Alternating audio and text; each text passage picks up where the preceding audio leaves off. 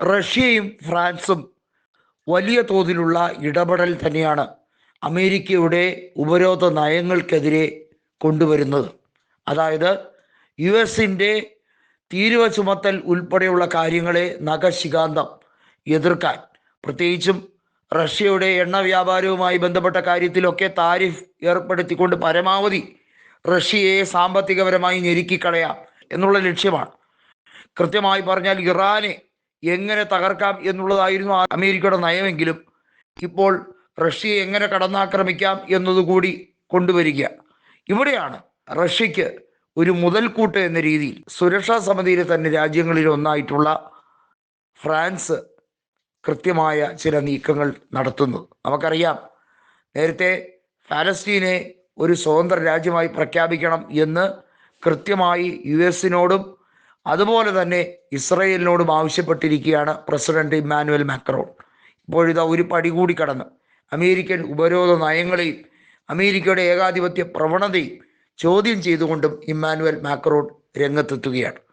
ഇത് മൊത്തത്തിൽ യൂറോപ്യൻ യൂണിയനെ സംബന്ധിച്ചിടത്തോളം ഫ്രാൻസ് എന്ന രാജ്യം അവരെ ഡിഫൻസീവ് സിസ്റ്റത്തിൻ്റെ കാര്യത്തിലൊന്നും യൂറോപ്പിലെ മറ്റൊരു രാജ്യത്തിനും, റഷ്യ ഒഴികെ മറ്റൊരു രാജ്യത്തിനും അവരെ എതിരിടാൻ പോലും കഴിയില്ല. ഇറ്റലി ആയിരുന്നാലും ജർമ്മനി ആയിരുന്നാലും ഓസ്ട്രിയ ആയിരുന്നാലും സ്പെയിൻ ആയിരുന്നാലും ഒന്നും ഫ്രാൻസിൻ്റെ ഇപ്പോഴത്തെ ആധുനിക സംവിധാനത്തോളം എത്തുന്നില്ല. അത്രയും മികച്ച രീതിയിലുള്ള സ്രോതസ് ഫ്രാൻസിൻ്റെ കയ്യിൽ ഉണ്ട് എന്നുള്ളത് അവരെല്ലാം മാനിക്കേണ്ട ഒരു കാര്യമായി മാറിക്കഴിഞ്ഞിരിക്കുന്നു. അപ്പോഴാണ് യു എസിനെതിരെ കടുത്ത നീക്കവുമായി ഫ്രാൻസ് വന്നിരിക്കുന്നത്. നമുക്കറിയാം, ഒരു പുതിയ അച്ചുതണ്ട് ശക്തി പോലെ ഇറാൻ്റെയും പ്രോക്സി ഗ്രൂപ്പുകൾക്കുമൊക്കെ സഹായവുമായി റഷ്യ കൂടി എത്തുമ്പോൾ കുറച്ചുകൂടി മെച്ചപ്പെട്ട രീതിയിലേക്ക് അതിനെ കൊണ്ടുപോകാൻ ഫ്രാൻസ് കൂടി അതിലേക്ക് കടന്നു വരികയാണോ എന്ന സംശയം ഇപ്പോൾ ജനിപ്പിക്കുകയാണ്.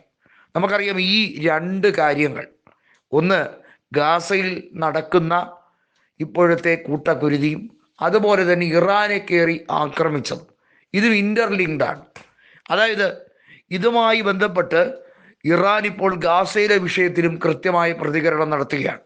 ഇറാൻ്റെ കൂടെ നിൽക്കുന്ന റഷ്യയും ഫ്രാൻസുമൊക്കെ ഈ വിഷയങ്ങളിൽ ഒക്കെ ഇടപെടൽ തുടങ്ങിക്കഴിഞ്ഞിരിക്കുന്നു.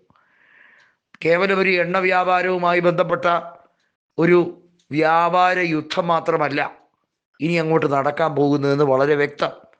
ചുരുക്കി പറഞ്ഞാൽ ഇറാൻ്റെ വിഷയത്തിലേക്ക് ഇടപെട്ടുകൊണ്ട് റഷ്യ കുറച്ചുകൂടി ശക്തമാകാൻ ശ്രമിക്കുകയാണ്. നമുക്കറിയാം, ബെലാറസിനെ കൂട്ടിയോജിപ്പിച്ച് വീണ്ടും സോവിയറ്റ് യൂണിയൻ്റെ ഒരു സ്ഥിതിഗതിയിലേക്ക് കൊണ്ടുപോകാൻ റഷ്യ ശ്രമിക്കുന്നതിനെ ഫ്രാൻസ് പരിപൂർണമായി അംഗീകരിക്കുന്നു. ഒന്ന് ആലോചിക്കണം. അപ്പോൾ യൂറോപ്യൻ യൂണിയന് പണിയുണ്ടാക്കാൻ പരമാവധി ശ്രമിക്കുന്ന മറ്റൊരു രാജ്യമായി ഫ്രാൻസ് മാറുന്നു. സ്പെയിൻ പല കാര്യങ്ങളിലും ഫ്രാൻസിനെ അംഗീകരിക്കുന്നു. അപ്പോൾ അവിടെയും പ്രശ്നം വരുന്നു. ചുരുക്കി പറഞ്ഞാൽ യൂറോപ്യൻ യൂണിയൻ പിളരാൻ പോകുന്നു. അതല്ലെങ്കിൽ നേരത്തെ നമുക്കറിയാം ബ്രെക്സിറ്റ്, ബ്രിട്ടൻ അതിൽ നിന്നും എങ്ങനെ എക്സിറ്റായി എന്നുള്ളത്. അതുപോലെ യൂറോപ്യൻ യൂണിയനിൽ നിന്നും പല രാജ്യങ്ങളും എക്സിറ്റ് ആകുന്ന രീതിയിലേക്ക് പോവുകയാണ്. മാത്രമല്ല, റഷ്യ ഉക്രൈൻ യുദ്ധവുമായി ബന്ധപ്പെട്ട കാര്യത്തിലും ഫ്രാൻസ് ചില നിലപാടുകൾ സ്വീകരിക്കാൻ പോവുകയാണ്. അത് നിലപാടുകളിൽ, നയങ്ങളിൽ ഉണ്ടാകുന്ന മാറ്റങ്ങളിലേക്ക് പോവുകയാണോ എന്ന് പോലും സംശയിക്കപ്പെടുകയാണ്.